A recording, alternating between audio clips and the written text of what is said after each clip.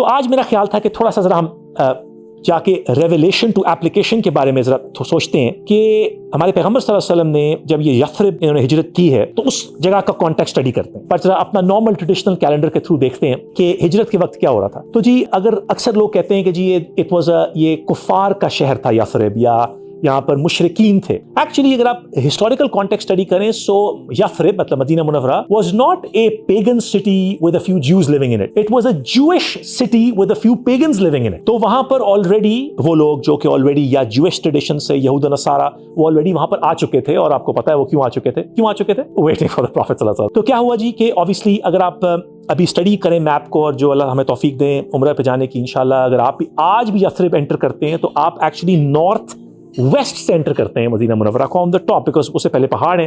تو آج بھی آپ وہاں سے انٹر کرتے ہیں جہاں پہ وہ یثرب کا ایک کنواں تھا. تو ایکچولی یثرب جس کا نام ہے وہ ایک کنویں کا نام تھا جہاں سے لوگ آیا کرتے تھے اس ایریا میں. جو ٹریڈ تھا جی وہ بھی جیوز کے پاس تھا. 3 ٹرائبس تھیں جی. کون سی 3 ٹرائبس کسی کو یاد ہے؟ وہ کون سی بڑی 3 ٹرائبس تھیں جیوز کی؟ دیکھیں ہم ٹریننگ کے لیے اس طرح ہی کریں گے نا بٹ صاحب.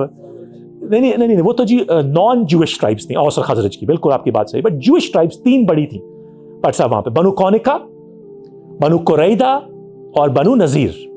یہ بنو نذیر کے بارے میں آپ کو بتاؤں گا، بڑی انٹرسٹنگ. ان کی بھی ایک آگے جا کے مسلمانوں کے لیے ایک الائنس بنے گی لیٹس سے.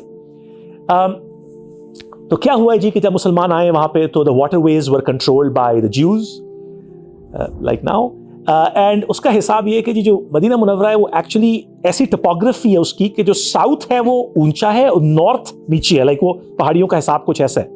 سو اس کو مدینہ عالی اور مدینہ سفلا کہتے ہیں جو. تو ابھی بھی جو واٹر ہے وہ ٹیکنیکلی ساؤتھ سے نارتھ فلو کرتا ہے آج بھی، تو اٹس لائک ریورس.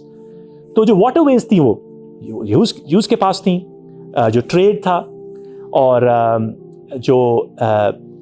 جو مشرکین تھے، اور بعد میں وہ پھر منافقین میں سے بہت زیادہ، جو ابن سلون جو کہ عبداللہ ابن ابی جو کہ فادر آف منافقین کہا جاتا ہے، جس کو کہتے ہیں نریشنز میں جانزیب کہ جس دن ہمارے پیغمبر صلی اللہ علیہ وسلم مدینہ منورہ میں تشریف لائے اس دن عبداللہ ابن ابی اپنا تاج بنوا رہا تھا مدینہ منورہ کی مارکیٹس میں.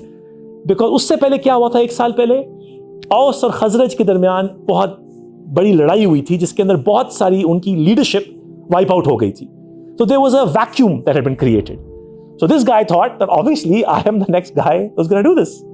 So obviously اسی لیے پھر بہت سال اس نے پھر یہ منافقت کا، اور پھر ہمارے پیغمبر صلی اللہ علیہ وسلم کو انہوں نے تنگ بھی بہت کیا because he thought that he would be the next person in charge.